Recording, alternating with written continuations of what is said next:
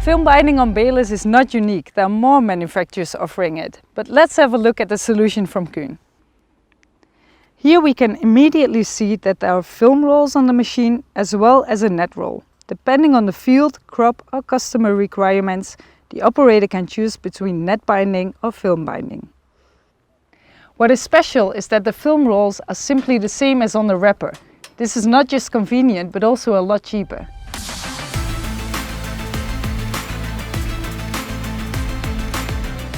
At the start of the binding process, the rolls are in a vertical position.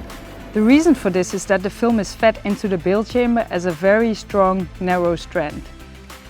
When the rollers are folded to the horizontal position, the film is quickly distributed across the entire width of the bale. At the end of the binding process, the rolls come to an upright position again, so that the film forms a narrow strand, ready for the next bale. By the way, the bale chamber of the Kuhn balers is completely adapted for film binding. No film will stick to the rolls or wrap around them.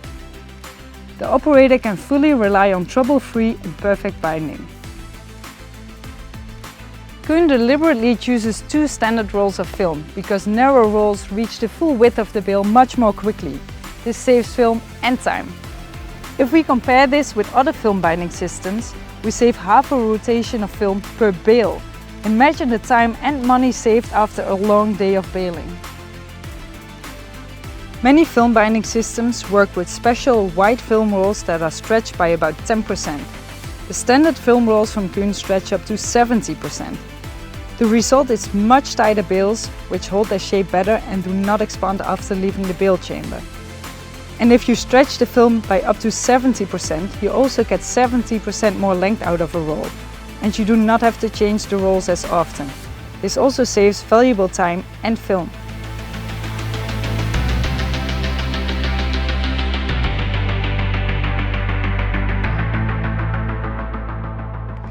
If you want to know more about the difference between net binding and film binding, click here.